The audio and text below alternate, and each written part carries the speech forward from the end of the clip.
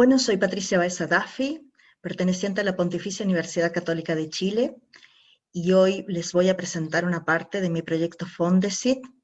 Esta presentación lleva por título Decolonizar el currículo, un camino hacia la inclusión de los estudiantes migrantes recientes en el contexto escolar chileno. Esta es mi agenda y comenzaré entonces con una breve contextualización. En la última década se ha producido en Chile una gran explosión demográfica.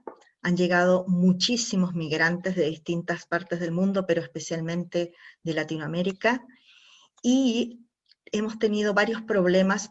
En primer lugar, porque la ley migratoria es muy antigua, de la época de la dictadura, nació en 1975, se le han hecho modificaciones bastante recientes, ahora en abril del 2021. Sin embargo, la ley todavía se enfoca en la regularización del migrante más que su verdadera inclusión. Lo mismo sucede con la Ley de Inclusión Escolar, que fue promulgada en el año 2015, que si bien define la inclusión y hace una serie de modificaciones como el fin al lucro, por ejemplo, no presenta verdaderas estrategias de inclusión. En ese sentido, siguiendo a Mora 2018, podemos afirmar que las políticas educativas para migrantes en Chile es un silencio elocuente, porque hay un currículum hegemónico que reproduce un patriotismo exacerbado y un currículum donde no se consideran los fondos de conocimiento que traen los estudiantes migrantes, y a estos hechos se suma la ausencia de la formación de profesores en competencia intercultural. Por lo tanto, cuando en esta investigación hablamos de decolonizar el currículum, estamos hablando de resistencia a las normas impuestas por un sistema colonialista, es decir, tratar de problematizar el currículo oficial hegemónico que tiende a borrar clases, géneros, razas y etnias y a imponer una herencia blanca, heterosexual y machista. Lo que se busca al decolonizar el currículo es una pedagogía que visibilice y defienda los cuerpos disidentes, en este caso de los migrantes, y las hibridaciones culturales, o como lo dice Díaz, los espacios liminares de diálogo y mediación, en este caso diálogo intercultural. Se debe buscar al decolonizar un currículum una perspectiva de educación intercultural decolonizadora, que decolonice, valga la redundancia, los conocimientos o el saber, las subjetividades o el ser, la historia o el poder, y que ponga el foco en el protagonismo de los niños, niñas y jóvenes. Hay actualmente en las escuelas una tensión por las ideas adultocéntricas que posicionan a los niños en un lugar de subordinación.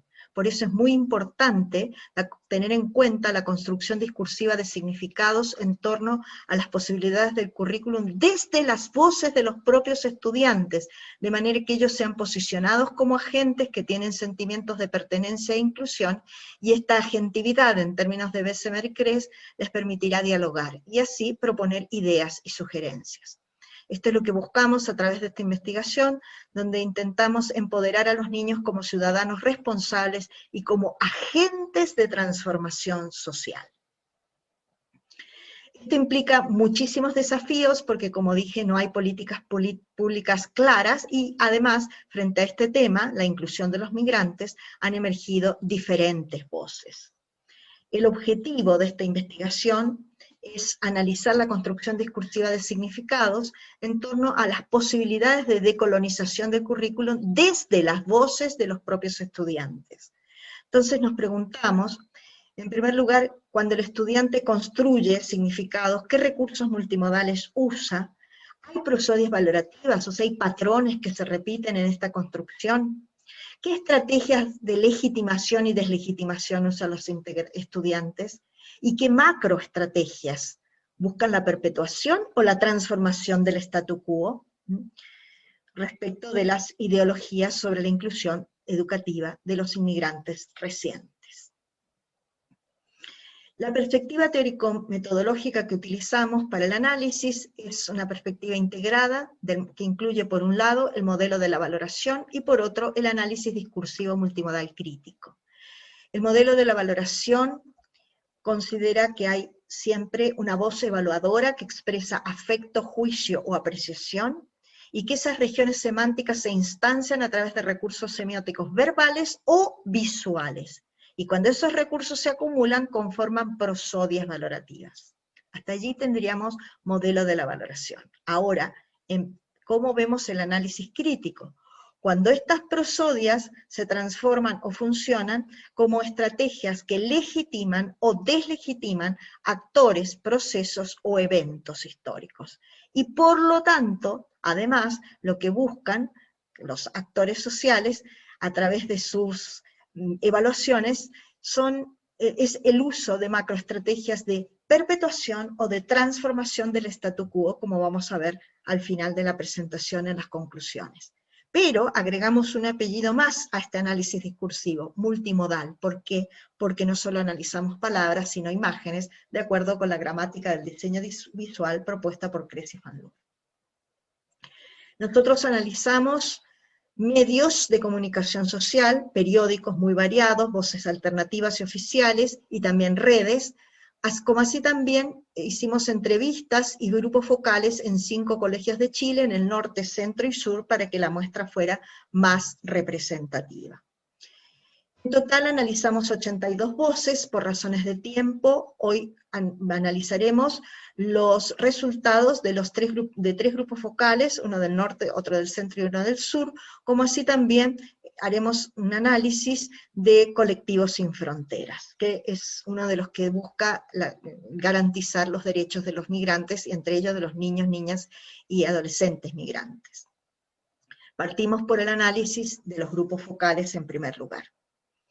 En estos grupos focales participaron niños chilenos, pero también niños que hablaban español como primera lengua, de Colombia, de Venezuela, Argentina, Ecuador, Bolivia, Perú, etc.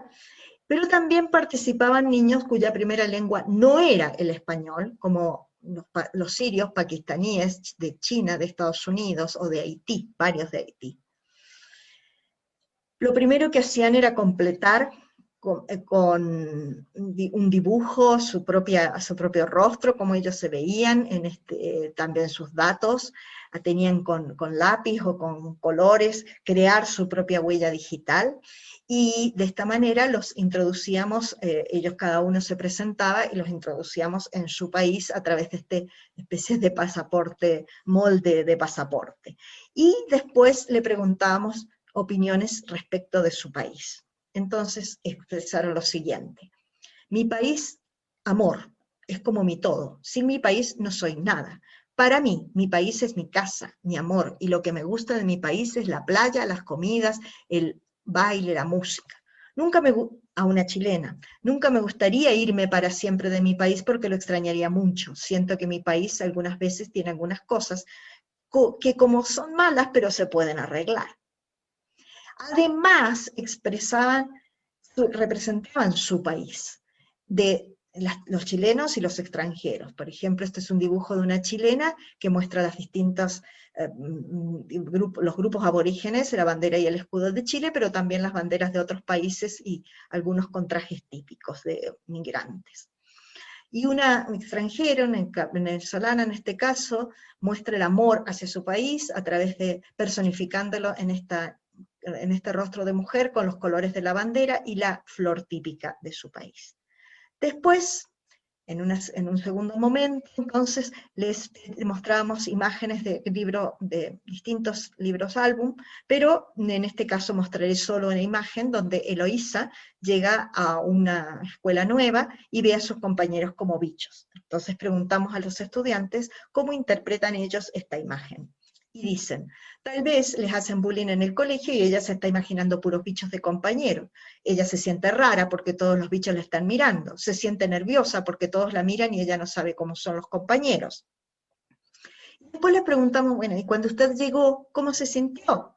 Y dicen, yo al principio me sentía como bicho porque los niños me molestaban siempre, me querían pegar y me decían piojo. Yo me sentía muy mal al principio porque siempre me andaban diciendo garabatos y me andaban pegando. Cuando recién llegué al colegio yo me sentía bicho porque me molestaban, me decían garabatos y me gritaban negra, pero ya no me molestan porque yo tengo amigos a mi lado ahora. Yo estoy muy feliz porque para mí convivir con otros niños migrantes ha sido un aprendizaje muy enriquecedor. Después les pedíamos que nos dijeran verbal y visualmente qué era un migrante. Entonces aquí dibujan una mano de adulto que arranca al niño de sus raíces y el niño lleva en una maletita sus recuerdos. Y luego expresan con palabras y dicen, en algunas partes llega mucha gente nueva y otros no tenemos que discriminarlos, sino que tenemos que incluirlos, ser amigos y que se sientan bien, que se sientan acogidos por nuestros compañeros. Acá todos somos diferentes y debemos incluirnos todos porque cada uno tiene su forma de ser y hay que respetarla, de pensar y hay que respetarla.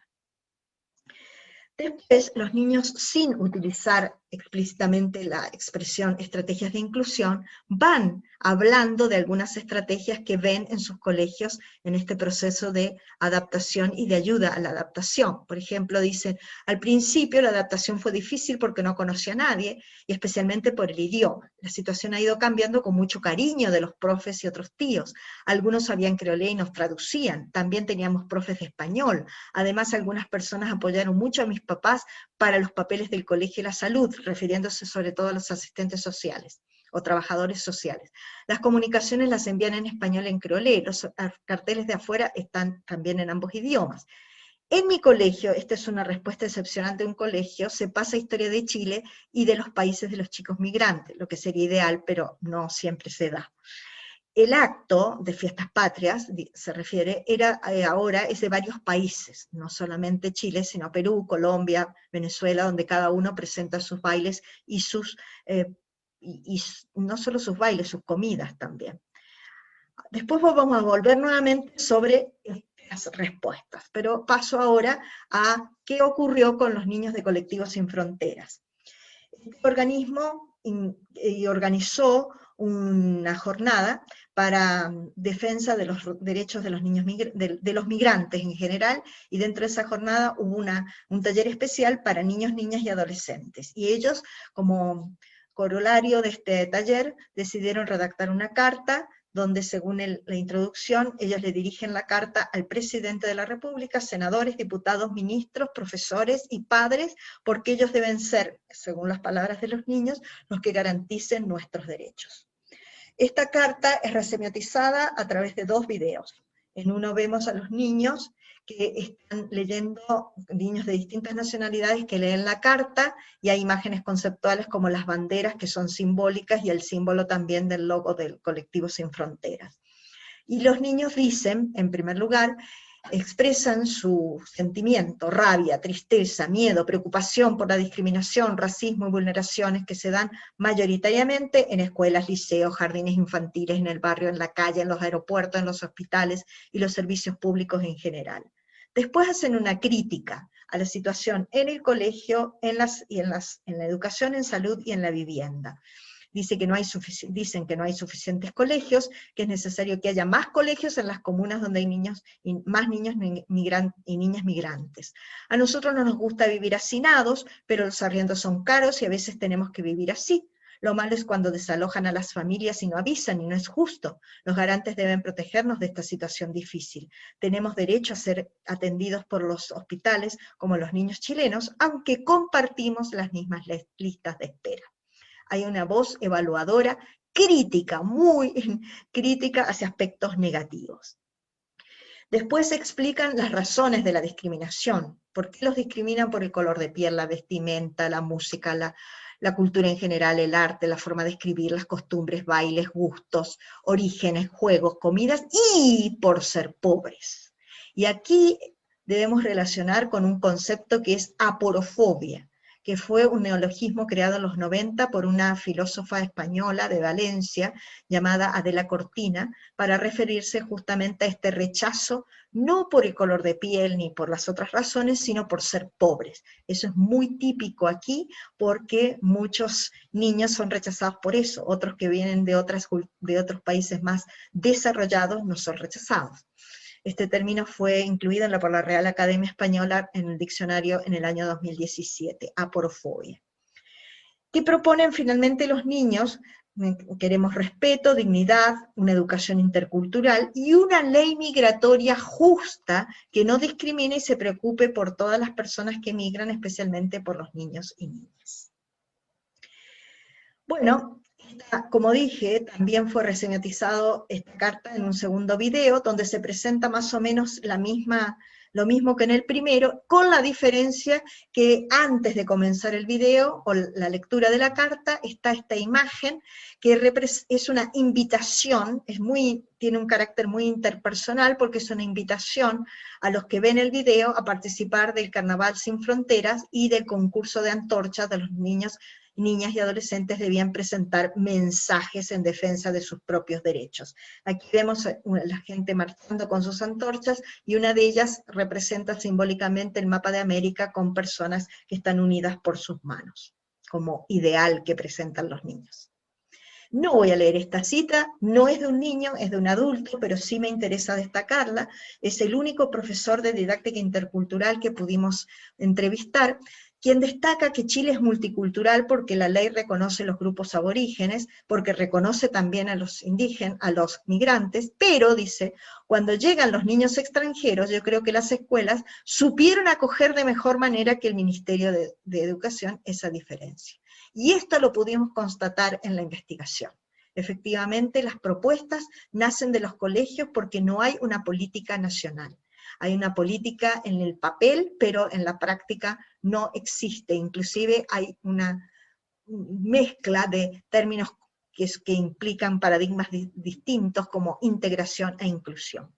Este profesor destaca la presencia de los símbolos como un elemento muy importante en este diálogo cultural, y también lo pudimos constatar, dado que a la entrada de su colegio están todas las banderas de los niños migrantes, como así también este mapa mundi, donde los niños durante el grupo focal podían saltar ahí, mostrando, de este país soy, en este país estoy, y a este país me gustaría ir.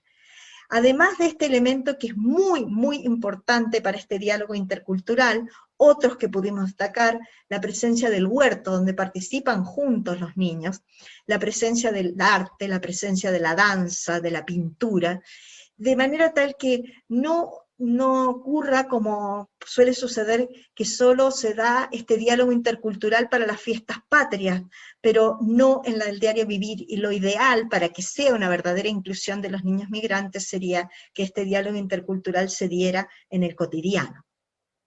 Como vemos, aquí fue muy interesante observar este lugar, que es como el sacrosanto lugar de la biblioteca, donde siempre tiene que haber silencio y orden. Sin embargo, además de las reuniones de profesores y de niños, también vimos a los niños jugando, y nadie les decía nada por jugar, porque sienten que la bibliotecaria está muy consciente de esto, es una persona que habla francés, por lo tanto puede tener buena comunicación inclusive con los niños que todavía no hablan bien español, por lo tanto era un lugar de encuentro, donde ella les permitía sentarse en el piso, tomar los libros, les leía muchos libros de migrantes que habían llegado en las maletitas del CRA, o sea, de los recursos de aprendizaje.